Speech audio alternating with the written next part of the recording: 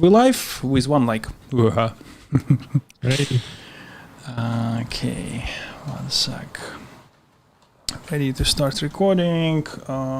Since we're a little bit late, let's just go to recording directly. 3, 2, 1.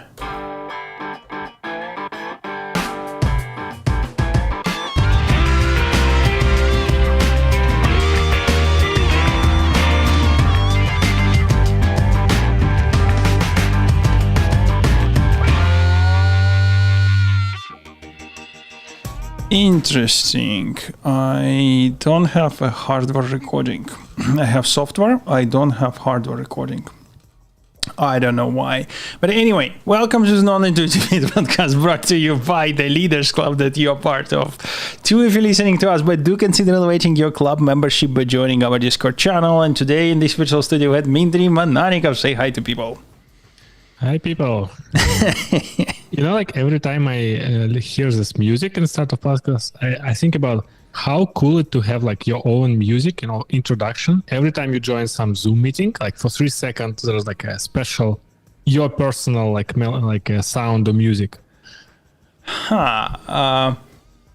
There is something to it, and I can actually replicate it my home setup with hardware button for the music. that's yeah, it's pretty cool. Like 10 people in the meeting waiting, then you like come in, like the music, everyone knows you. We need to. That might be your intermediate. No, this is more suitable for performance evaluation conversation. Okay, and your performance score this cycle is. Anyway, it's there is something into it. I like the idea.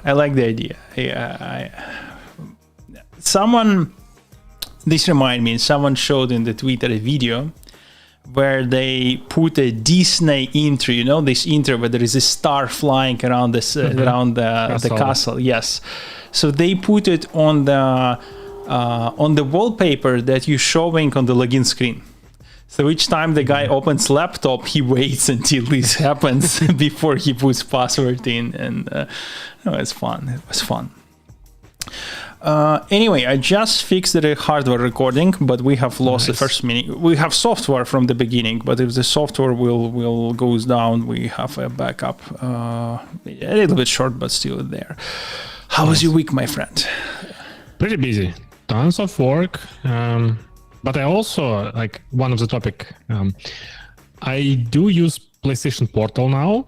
And I actually found it very convenient on a busy work days. Like sometimes I like really busy work days. I want to like have a break, 5 minutes to do something, but I don't want to like turn on TV, sit like to play. So I can just pop up this like PlayStation Portal, play a game for a few minutes and, close it. So it's very convenient. And what I really like is that it actually, the same progress I have on a PlayStation console. Mm-hmm. Really enjoying this format. I was expecting I will be using it, but I wasn't expecting I will be using it that much. Funny thing, sometimes I sit on the couch in front of TV and PlayStation 5, but play with this small thing. I know, because I like turned on it before and I just don't want to switch or something. By the way, they are no longer sold out. They used to be sold out completely. That's why I bought it. Like they now like in a regular price, $200, so they're not.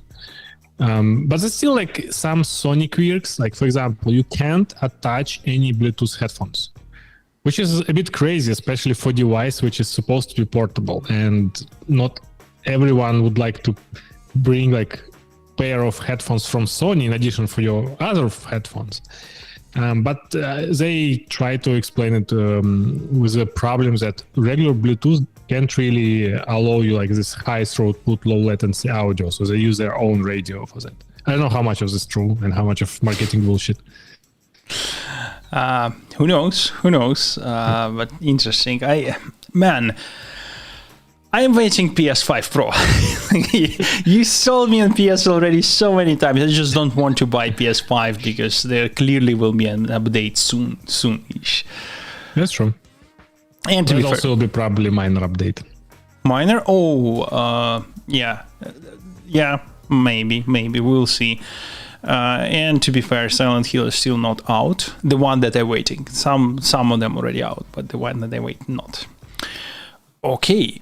So what else? You have several more. I actually have a warm-up topic as well, but you have one more. ChatGPT, special new super secret use case. It's not super secret, actually. I found interesting use case. Maybe other people discuss. I mean, it's obvious, but I never use it this way. So I have pretty long commute to work. And I usually do either like listen to a book, listen to a podcast, or listen to a music. So I found it actually very interesting to have conversations with ChatGPT in this conversational mode. I still don't have access to what they show in presentation with like really like human-like conversations. So I use like an old mode, but it's good enough. And I found it's really good to ask it about all kind of historical things. Because historical things are very well defined in Wikipedia. ChatGPT doesn't hallucinate much on them. Mm-hmm. And it's very interesting to talk about, like, I was like interesting about story of US and I switched to story of Mexico. And the good part, you can, jump from topic to topic very quickly. And like, you can ask one thing, change to another one. So I found it a really interesting use case. I never use it this way, so I'll try to use it more and see how it works. I'm really now waiting for Apple to release their way ChatGPT connection. I also want ChatGPT to release their new way where you can interrupt. Because one thing is a bit annoying in a car that if you ask something and ChatGPT has a really long response, there is no way to interrupt it. So you need to tap phone. Luckily, you don't need to be precise. You can tap anywhere, so you don't need to look at phone while you're driving. But still, would be nice to have like more natural conversation. Yeah, and you listen, if you don't know, the ChatGPT actually have this introduced a feature that is not there yet, but will be. You can interrupt GPT while it's speaking. It's an amazing feature. Also waiting it. While you were sharing this interesting use case, I realized the following pattern that I probably will try. I don't know if this talk to GPT comes to custom GPTs or not. Hopefully it is. But in my custom GPTs, I have a lot of shortcuts. So command. I have a command what improve grammar. So I can just paste something / blah and it will do. In conversation, probably you can introduce, if you're using custom GPTs, short keys, so to speak, for a converse patterns where you're talking, then / create book, or just a command book, and it will try to create a chapter of the book on the topic that it was just talking to you last 2 sentences, and then read you this chapter or something. I don't know exactly, so but like a retrospective way. Yeah, something. I'm pretty sure you probably already finding the most common questions or the pivoting in conversation that you're using, and they actually can be formalized in a shortcut. One word that you're using as a shortcut. Yeah, but then you need to avoid this word in any other conversations. Oh yes, keyword starpon or like something that you don't use usually in the convo with ChatGPT. Okay, makes sense. But it would be interesting to play around this. I don't know if they will support it for custom GPTs. I mean, they should, but I don't know when. Okay, what else? Anything else around the GPTs? And indeed, fascinating. I want to try this way as well. I luckily no longer have a long commute, so I don't know where I will try it, but I will. Lucky you. Yeah, now it's your turn. Okay, so as people who watching us and for people who listening, you do know that you can watch us on the YouTube. But for people who watch us, I can show that I have several Lego sets. One is Saturn V, another is Discovery over there with Hubble, with the Hubble that was delivered by Discovery Space Shuttle. The reason why I'm saying this, the Lego just have introduced a brand new set of Lego STS. This is a space last NASA developed rocket. So what I see, it's not just a rocket, it's like a starting starting platform for a rocket. Yes, starting launchpad. So yes, it's not just a rocket. It's indeed a launchpad, which I'm missing for my Saturn V. I would love to see the launchpad. So full starting launchpad with the rocket and a small satellite. Not the satellite. I think this is Space Launch System model in the space. Is it like real rocket? Like Artemis? Is it like real rocket? And is it already like flying to space? Yes, it is flying. It's real rocket. It's already been. So this is a rocket that will go back to the moon with the astronauts. It already was sent on the moon without people. It went to the moon and back. And it's actually a very significant moment because this is the last rocket in the history of US that will be delivered, actually already developed by NASA. After this, NASA only will be investing in private company to develop the rockets. This is the last program that they doing themselves. So yes, the end of the epoch. A little bit sad, but it is what it is. Oh, I just realized on a NASA news topic. So, like a few times I mentioned like Voyager 1 and 2. I'm really fascinated by these like two devices that sense so far away. And I think like a few months ago, we were like discussing that Voyager 1 is like almost dead. It's not responding or not. I think it wasn't sending signals back. So apparently people in NASA fixed it over 15 billion miles. And now it's working again. So they were able to like send a new firmware or whatever, like to make it work. And I think this is like, for me, it's just like blowing my mind. And not only like that they did it, like, they figure out what to do, how to fix, how to update it properly. For me, one of the most fascinating things that someone who designed it, like initially, make it possible. So they designed like software and hardware in a way that you can, like update firmware in like 15 billion miles. It's like it's just insane amount of distance. Like it's a huge distance. So you can update firmware. So we can use like different parts of memory, avoiding like broken parts, and still like continue to work. I think it's like really cool achievement. Yeah, it's still flying 15 billions, waiting for next billion, I guess. I'm actually curious, like, what is the speed of this one? I have no idea. I would ask GPT, but I'm not signing in Firefox, so I cannot. But when you mention, it actually gave me 17 kilometers per second or 38,000 miles per hour, relative to the sun. Of course. 38,000 miles per hour. Okay. Yeah, my car cannot do that yet. Speaking of the vehicle, actually, before jumping to the vehicles, you said that someone developed it in such a flexible way that even now we can use it in new ways and update it. That remind me. I don't remember where I seen this, ma'am, but also the customer, or not the customer, or maybe VC or someone saying, "Oh, you have such a flexible backend that looks like whatever use case come to mind on the front end, you don't have to change a backend." And then the next slide, where effectively backend is like literally taking arbitrary string and sending it to SQL query and returns back anything that is there. So obviously, I have no idea the configuration of Voyager, but it might be something like that. Like very, very straightforward, which is brilliant.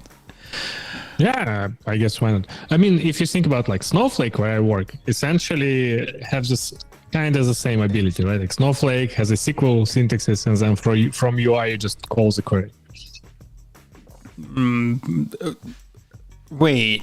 From UI, but you have an intermediate like GraphQL type of the thing or something. Nope. Okay. Nope. Why? What's the point of this complexity? But tell me more. Then, how you protect, for example, or... No. So obviously, like the Snowflake,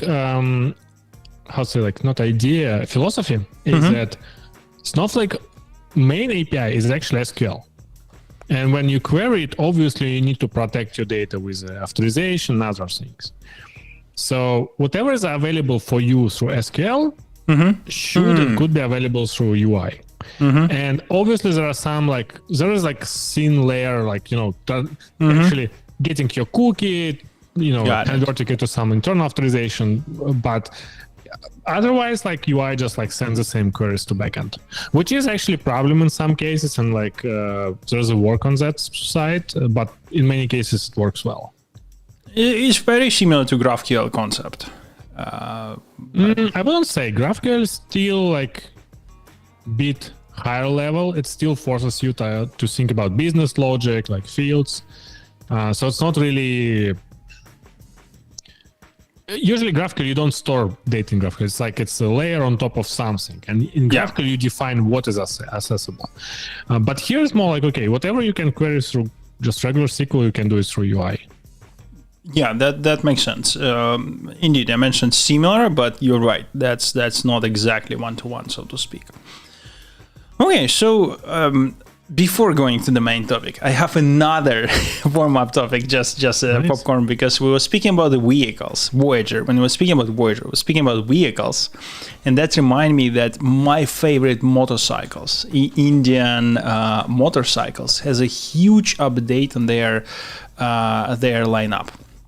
And before jumping into this, I just realized that in the car industry, so if you're not the customer that buying the top tier cars, the top trim, so to speak, you usually can more or less figure out what's coming to your tier of the car in 5 years by looking what is included by default in your car of the top tier.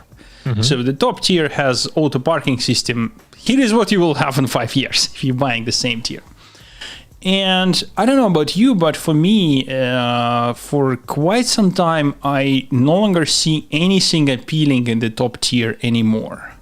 So for me, this stuff that Lincoln adds on top of Ford, just bogus right now. And in car, you mean in the cars, in motorcycles? In the cars for now, specifically in the cars. What high-end cars providing. To be honest, I remember I was I think last year I was looking in the cars, and there was one of Mercedes. I don't remember exact model, but it was Mercedes model, and I was looking at it, and I was considering to buy either new or somehow used in 1 year, and then probably they issue new version very soon. Maybe I should wait. And when I was looking into next year model, that one didn't appeal to me at all. They removed all buttons. They made really a weird, huge screen that actually positioning slightly lower than my eyes. Every feature they introduced, it's actually made it worse for me. I'm why are they doing this? I don't know.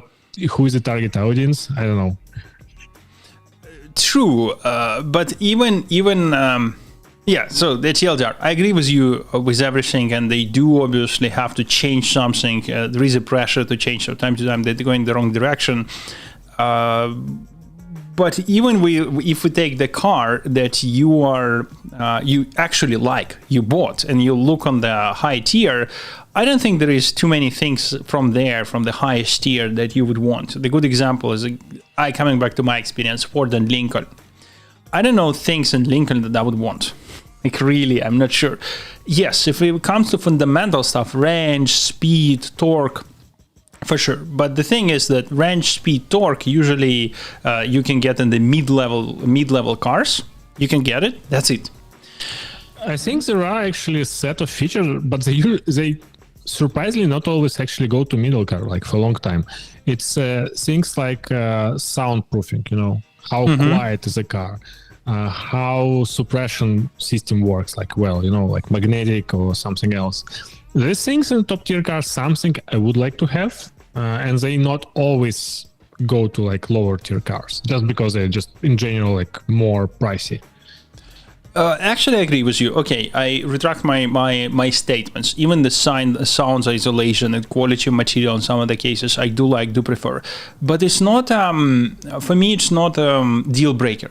So I'm okay without it. And the reason why I mentioned the cars actually has, like any other industry, ups and downs, and they have time in the particular time frames where the technology is not there, so they have to use some bogus innovation at the top tier to put it in. Just to give an example, Lincoln actually have a massage chair inside. This massage chair will be broken more often than it's actually used, but nevertheless, it's like innovation, quote unquote. You can actually make it flat and you can do massage. Not a deal breaker for me. The reason I mentioned so that motorcycles right now, actually an opposite cycle for me. The top tier motorcycle has tons of the stuff that I would love to have. Really? Yes. Like, I need examples. Yes, and some of this was a long way around to saying that India just have introduced the new models. And they have put into the basic models that I really like, Scout, some of the things of the top tiers. For example, and let me be very specific, as I just asked, let me find the right tier if I can quickly found it. Maybe I can, because it's Harley Davidson 200 motorcycle. For example, they have an LCD screen finally that can work with your phone on top of you, in front of you, that you can customize. You no longer have to. Actually, I don't have any options. I only have speed, and that's it. If you want RPMs, you need to buy a standalone device that shows you RPMs. You finally can see whatever you want. It can actually even project the maps from your phone. It has integration with your phone. Another thing that I'm not sure if coming here, hopefully it's coming here, but I don't know, still, it's only on top tier motorcycle, traction controls and other things that on top of IBS makes it much safer to drive, that I don't have. So here you go. You want a specific, here are two examples. This one like ABS traction controls. This is something I'm not sure. Like I have ABS. I don't know if I have traction control, but yeah, this is a safety feature, right? Like you always want them to be as big as better, right? Display wise, like I, for example, don't care. My already shows me like numbers for everything I need, and I can switch through that, and yeah, that's it. But safety, yes, I agree. Even with display, I understand that you solve the problem, but we both, for example, have external thing that shows you tire pressure. Like, yeah, that's true. Okay, yeah. I don't want this to be easy. I don't want to put my phone on the dashboard. By the way, my Scout actually killed my previous iPhone. It's killed the camera in it because I have not had this proper device that should be reducing amount of vibration that my phone is getting. Like that. Yeah, I think it's like well-known problem. I mean, no, it's not well-known problem. I actually learned about this problem from you. I surprised my phone didn't die. Maybe it's like it's work. Oh, you have this RAM holder. Holder and one that I'm using are two that's supposed to solve this problem. They does solve it. I can confirm it actually solve the problem, but if you use it without or in any other holders, yeah, it will kill your camera. Actually, on motorcycle topic, I recently was doing some not maintenance. I was like reconfiguring back seat and changing it back because I removed it some time ago. Now I get it back. And I was using book. It was like quite fun, like follow instructions, and I realized I actually want motorcycle now, which has 0 features. Like so simple that I can pretty much like assemble, disassemble and replace parts like without like anyone, like obviously right now I can do a lot because it's supposed to be like very maintainable and like it's easy to disassemble, but there are places like ABS, electronics that very hard to replicate. And if, for example, after a few years, like company will go out of business and it's like not very popular motorcycle, it will be very hard to find things. I remember like many years ago, I had an old Honda. It was like 1989 something. And I broke front brakes, like completely, like kill it. Is this the one? No, motorcycle. It was Honda CB 400. Okay. 400S or something. Yeah, it was like really old one with a carburetor. And I broke front brake. And I was okay. I need to buy a new one. Surprise! There is nothing. So what I found. One guy across all city, like he literally has a huge bin with a garbage. like literally like rusty bin with the garbage. So he spent like 5-10 minutes like digging into this garbage and found out, here, this is what you want. And I was lucky to get there. So it would be cool to have like motorcycle with all like very like a low maintenance, just to have it like there's like assemble, disassemble, work on it. It kind of appealed to me right now. Man, I always was envy you in the sense that I have no idea where you're getting time. Like I love. No, obviously I'm not. It's one of those things I wish I can do it, but then you also don't have time. Yeah, that's the problem with me. I actually want something that has a dealership 5 miles from me. That's my requirements. Almost anything that I'm changing, I just go to dealership, and that's about it. I see the appeal. I'm just not sure that I would be able to do anything with my motorcycle. Yeah, I think it's pretty much on par with people doing gardening, you know. Like making your own tomatoes. I think it's the same category. Yep, 100%. By the way, I still trying to get Harley Davidson. Still not there. I still planning to go Harley Davidson Panamerica. Yes, that's exactly the bikes that I'm trying to get. Adventure Touring, Panamerica. Planning to trade in my Scout, eventually get Panamerica. Love it. I finally know exactly what I want from the bikes. It's, you know, when I was starting programming and I was asking around what language should I pick, someone was saying this is exactly like with a car. You should pick the language that you do not want to write in, because everyone's switching the language in the first 2 or 3 years. So similar with the cars. No one driving the car they bought when as the first car. Everyone's switching. For me, by the way, as well, my first car in life was Ford. Now I'm most commonly driving Chevy, and I did switch. Same with motorcycles, exactly the same thing. You're buying the motorcycle, you will want to switch. And this is exactly... I think it's just, in general, when you have huge choice, it's not often like easy to figure out all parameters you want until you try. Because sometimes you can read other people review, but when you apply to yourself, you figure out you have one particular issue with it and you can't use it. Yeah, 100%. So tell me, what is the issue with yours? With motorcycle?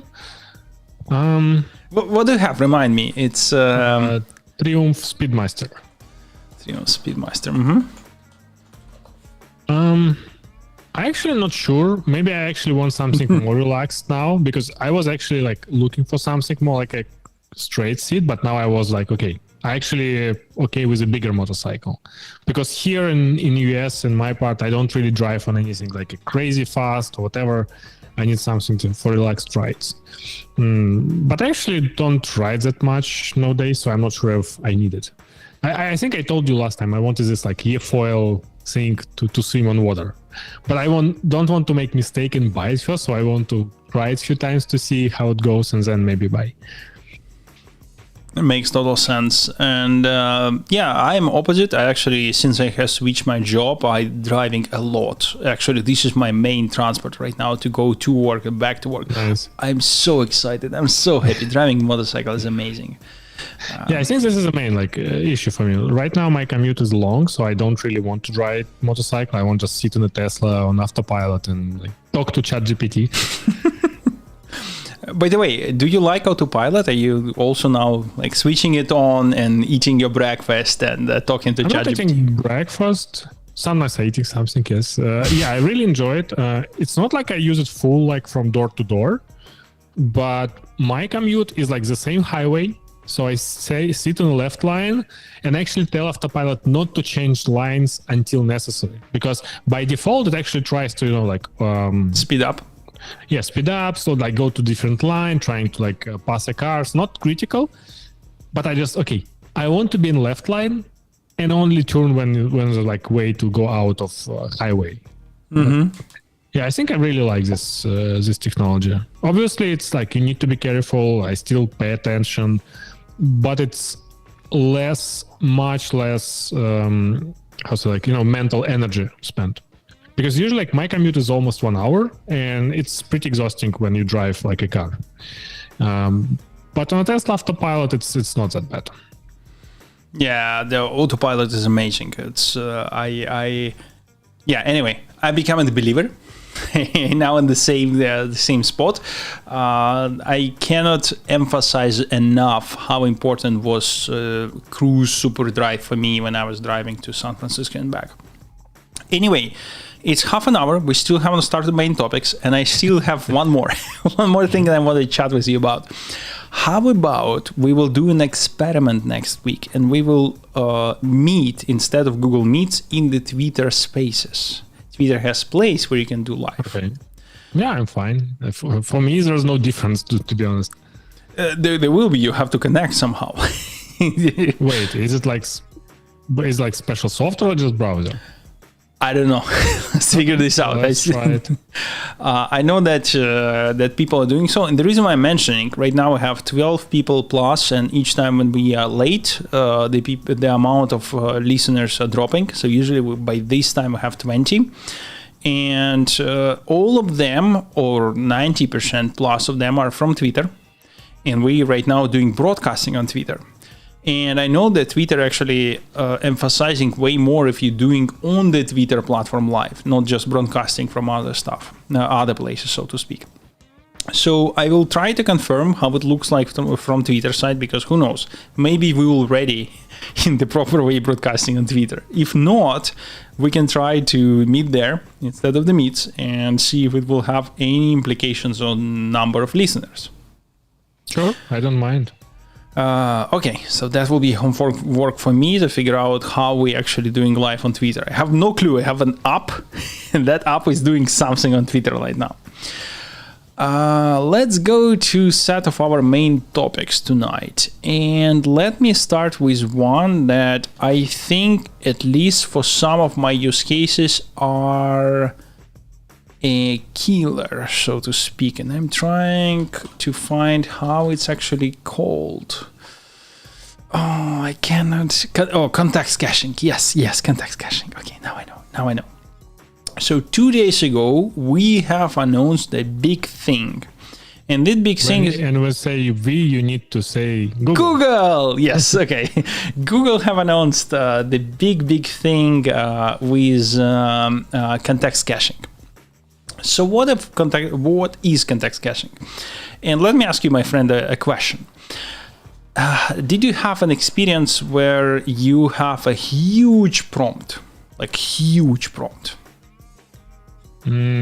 Does it count if I have a huge PDF document? Yes, absolutely. Okay, just today, I had a really huge security report, like 100 pages, and I didn't need to know all details. So I just put it in a Chat GPT. Actually, yeah, it was ChargeGPT. I put on ChargeGPT and start asking against it. Okay, so the way how it works in any LLM, you converting your document to something, and you actually send it as a part of the prompt in the part of the conversation each time. Because LLM is effectively, it's stateless. So this means that each time you're sending everything in. So you're taking PDF, you're sending the question, it give you answer. You asking the question again, and what happens, it's actually sending everything again, including a question, so the LLM can derive context and conversation and give you the answer. So what happens with context caching is you can specify which part of the tokens, and this could be document, video, anything you want, you're planning to reuse. You're saying that this particular amount of tokens, that could be your PDF. You're planning to reuse in the future requests to the LLM, and you can specify time to leave. And within this time to leave, requests that will include those tokens, so again, the whole PDF, for example, the whole video, whatever, will be up to, I don't know, they specifying this, I might be forgetting, but it can be up to 10 times cheaper per actual request. And the size of the PDF is actually usually the one that's costing the most if you're using API. So it looks like it's mostly like for API users, right? For some applications or whatever. Oh yeah, 100%. Yes, that's for API users. Yes. I think it's interesting. I mean, probably many products will use this, like LLMs this way, right? Like they dump huge data and then you can ask a lot of things around it. I can imagine, like, how big can it be here? Oh, it's actually irrespectively. So you can have any size of the cache, because the more you have a cache, the less you can use as the main part of the prompt. So right now in the Gemini, you have up to 1.5 million tokens. Now I think it's up to 2 million tokens. So roughly this is your size of the cache. But obviously, if you will have a cache of 2 million tokens, I'm trying to think about like a few million tokens. Like what is the size? Like one book or something? Oh, way more. Because I think like one of the usages really good is like huge contracts or laws or something, you know, like when like there's a big corpus of knowledge and you want to ask against it, but it wasn't available for model on pre-training, you know, maybe some corporate documents or whatever, and you can dump it there in this cache and then reuse. Yeah, it's literally anything that you're planning to use for more than one question. Like if you're planning to use for a second question follow-up, yes, you can use it and it will save you tons of the money, including, by the way, a pre-prompt. If you now have custom GPTs through the APIs, pre-prompt can be utilizing context caching, and it will be much cheaper for you. So it's a big deal from the finance perspective. I'm planning to start using them quite soon. I don't know when, but you know, we'll report back. Okay, I know that last time you have mentioned something about new models. Last time I mentioned that. I always forgot. Not Meta. Someone released it. Oh, NVIDIA released a big model or something. Yes. And you told that you know about it. So. What do you know? Yeah, I know something about this. I don't know much. So theoretically, by the way, one of my teams is supposed to be doing stuff like benchmarking the models. So we're taking the models, we're benchmarking and trying to figure out different limitations of the model and optimizing the model to make sure that on a very specific hardware, we can squeeze all the performance out of the models. So because of that, naturally, we're trying to assess all the new models that got released, and this was on our radars. One thing that I know is that this is the first model that theoretically, and I'm trying to be very careful here, theoretically can fit through the quantization in one VM, one machine, and it will be better than GPT-4 circa 2023. Okay. So the reason why I'm saying so is because this model have created a precedent. We finally have a model that theoretically can fit on one VM, one machine, even though this one machine need to have 8 H100. H100 costs, I don't know, 30K. So let's quickly do the math. 30 multiple 8, it's $250,000 today. But this doesn't matter because in 5 years from now, H100 will be cheaper. You will have much better GPUs, much better accelerators. And this means that in 4 or 5 years from now, maybe even 3, you will be able to buy a hardware that can host a model that's comparable of GPT-4 circa 2023. And everyone waiting this moment in history when we will have hardware that's cheap enough for us to buy and model that is good enough for us to use.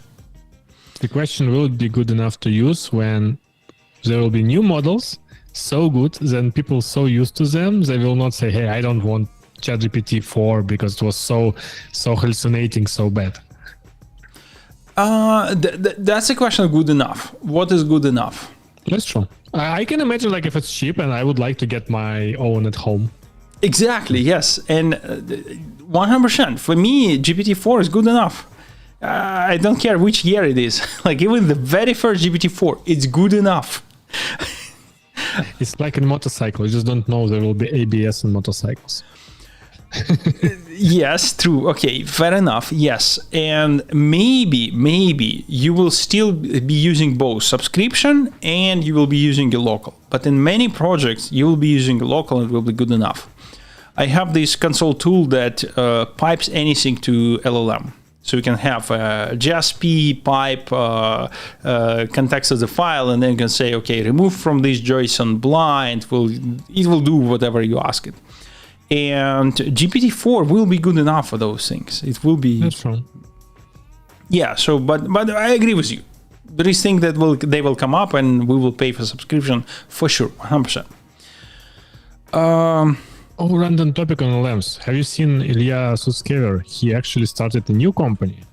So the guy who created the Chat GPT. I mean, not obviously only him, but he probably had a really huge contribution.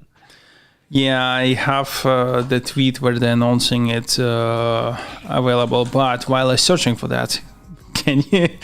What have you heard? I mean, pretty much after they have this disagreement with Sam Altman and they fired Sam Altman, but he has all cards he got back, and now they left OpenAI and as many other people, because OpenAI clearly became just a business where the main thing is a profit, nothing else. And they want still work on AGI, artificial general intelligence. Mm-hmm. Apple will have Apple general intelligence, I guess. And they want to make a safer AI, whatever it means, and they started a company. Oh my God! Safe super intelligence. I just spent 2 minutes searching for this tweet that was literally on the page that I googled. So what do you know about the company? Not much, actually. I mean, they opened 2 offices, one Tel Aviv, one Palo Alto, and that's it. It will be interesting to see, did they get the same traction or not? I mean, right now, obviously, everyone wants to throw money at AI. The question how it will go with them. Yeah, 100%. And to be fair, what specifically caught my eye is I saw liking this trend where people... So on a geopolitical level, it feels like we are in the stage where we are slowly chipping away from globalization and we're going to localization.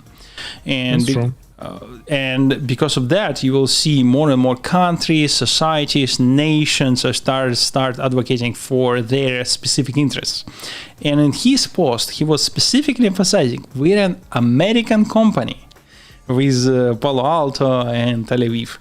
But nevertheless, I liked it because, I don't know, I just loved it, that they emphasizing the main part that they're American company. And in Tel Aviv. Mm-hmm. In Tel Aviv. Yes, sure. But this is where our offices are, but we're still American company. But yeah, I see your point. I see your point. Honestly, this post is the only thing that I know. I read it, I looked at it, and I don't have any details. Do you know anything? No, so sadly no. I just I'm not... I would like to get to this in a half a year or 1 year to see what's going on, because it feels like all this situation when someone fired CEO and he start new company, some buzz, and then no one hears about it. So we'll see what they can do. Because interestingly enough, right? If you think about this kind of products, it's all about people who know how to build it, and then some power to retrain a model. I mean, compared to if you like a car manufacturer CEO and say, hey, you fired me, I'll make my own car manufacturer company. But then you have to build a lot of stuff. But here it's should be simpler to recreate what they did in OpenAI. I don't know. Yeah, this is actually a challenge. This is a challenge in the sense that it should be, but the prereq is ability to hire the people who has expertise. And even though we have in a market where you can hire a lot of people with years of previous experience, if you need a very specific niche expertise, and let's say you need an expertise in LLM and train LLM, let alone train a big LLMs with thousands of GPUs, honestly, it's hard. It's really, really hard. That's true, but also I think Ilya Sutskever has a good, there's a good benefit here of his name and what he's doing. So like, I think a lot of people will wanted to work with him, not because of money, but just because they wanted to work with him, because that could be a really good experience, for example. Sure, and let's get parallel to Elon Musk and Grok. And where is Grok? How good is Grok? Are you buying? Are you subscribed to Grok? Don't lie to me. I think we discussed it last time, right? Like right now, all these like chats, they going to the same level. So like, I don't really care. I already paid for ChargeGPT. Now I'm trying Opus, but I'm trying free version. If it's like good as ChatGPT, I may consider to switch, but it doesn't really, like, I don't have any like specific saying, okay, this is like much better or not. It's true, but here's the catch. The reason why I specifically mentioned you, not the general population, because general population will follow the rule that we discussed last time. You, on the other hand, same as me and many other people, will just pick LLM that are the best. Eventually, if some LLM is much better than another, we'll just pick it. And in theory, it should be simple. Hire the right people, buy the GPUs, and here you go. And nevertheless, you have Elon Musk with a name, can hire the right people, and where is Grok? No, yes, obviously. But Ilya Sutskever is a guy standing behind ChatGPT, right? So he knows how it's structured, he knows how it's trained. Because, again, I may be missing something, but LLM as a construct, as an algorithm, like, it's not that complex. In terms of, I don't know, like, if he did stole documents or whatever, but it's not like to build new plane, right? Without looking into old plane specifications, it's very hard from top of your mind. But I suspect that people who work with particular LLM for a year, they have such a good mental models that they can recreate it. And then what's left is all this machinery to train it, to collect data, which will take time and money. I kind of agree with you, but the problem here that the speed of growth in innovation is happening at such a rapid pace. Oh, that's true. You need to keep up with exactly. So if you want to replicate Llama 3, sure, you can hire people that will replicate Llama 3. The problem is, it's exactly the same problem as you see with innovation in US and China side. By the time China replicate, US in many cases is so far ahead that it doesn't matter. So that's pretty much, in my opinion, is the same here. But there was something else. I forgot. There was something else I wanted to mention here, but I really forgot. Okay, let's go back to the topics and see what we have left, because we're actually aiming to get close. Oh, yes, of course. Have you tried Claude Opus? And you're muted. You don't yet have the superpower. I did try it for a couple of days, free version, but I did try it for very simple questions. So far, right now I'm just trying to see, like, is it replacement for ChatGPT for me? It seems similar, but I will have more like in a few weeks. To be fair, this was a problem with me. When I periodically coming back on Anthropic, coming back to their models, paying them the subscription, and it's exactly feels same as ChatGPT. So I'm not entirely sure why should I move, because I have a lot of custom GPTs on ChatGPT. I have a lot of stuff that already integrated there. So like, why? Good part for me, I don't have much stuff integrated, and also I don't like OpenAI as a company. So I want to give Anthropic a try. But Anthropic is the same as ChatGPT, OpenAI. What I don't like, they do these different models. As a user, I don't want to pick a model. I just want to ask it, and it gives me like a best answer in the best way. And like, they need to stop like creating this, like, for example, they have this Claude 3.5 Sonnet, Claude 3.5 Opus. I have no idea what's the difference. And ChatGPT the same. There is ChatGPT 4, ChatGPT 4o. Is O better? Apparently for some tasks, no. Like, I really hate this is like a weird naming and placement of models. So wait a second. So what do you want? Because it looks like everyone doing the same. I want just like one model, or at least naming. Okay, model cheap and bad, and paid and good. Got it. suffice.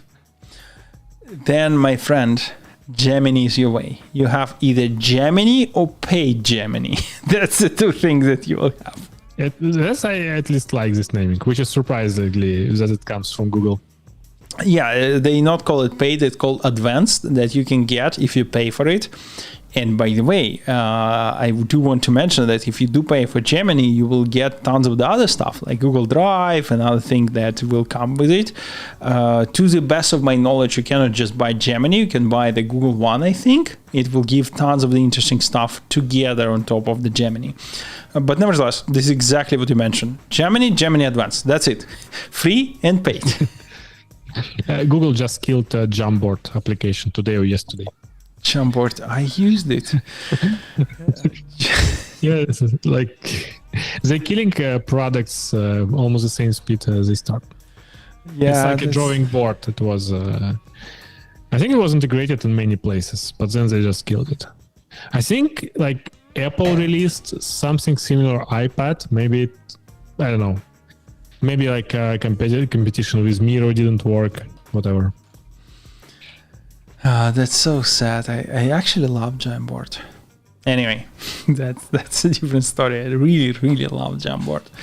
Google Jamboard, December 20. The question when Gemini will appear here. Yeah. Coming on. Yeah. Okay. Jamboard is dead. I didn't know that.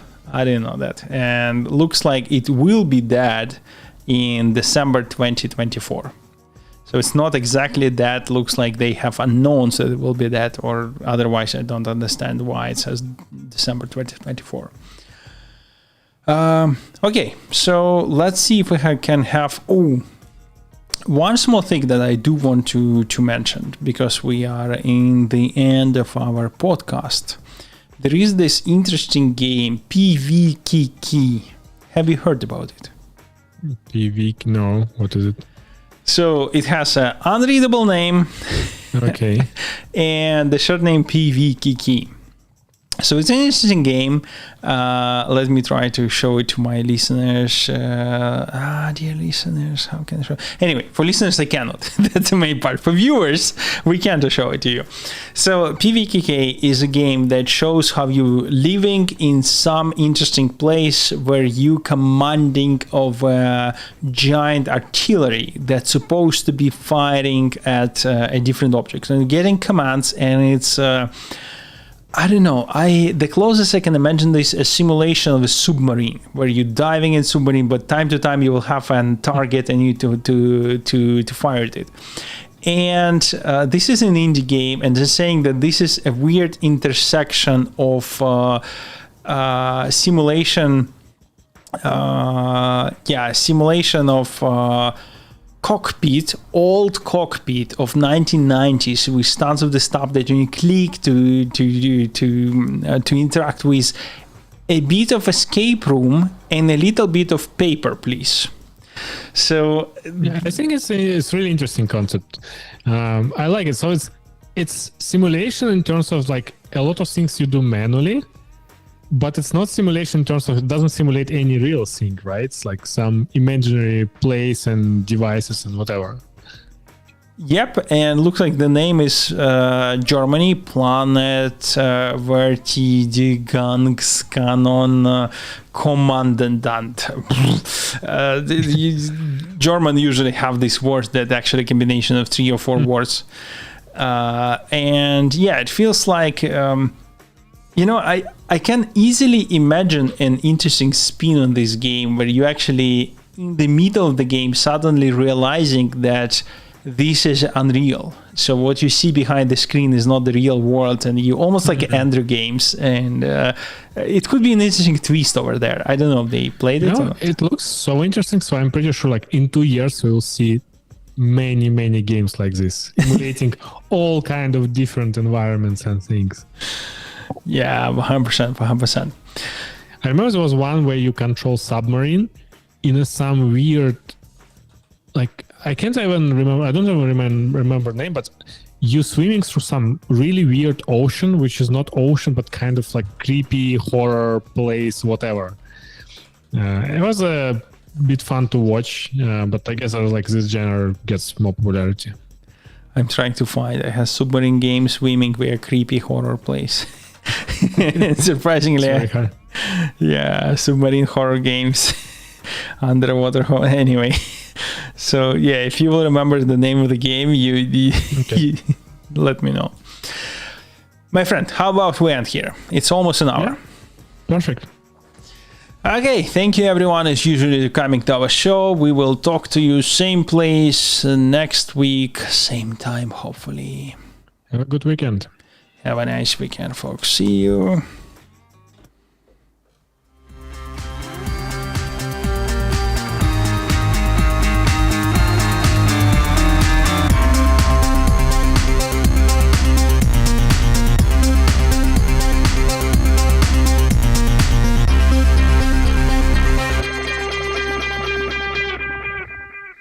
Okay, let me stop live. Where is live? Thank you, folks. Bye-bye.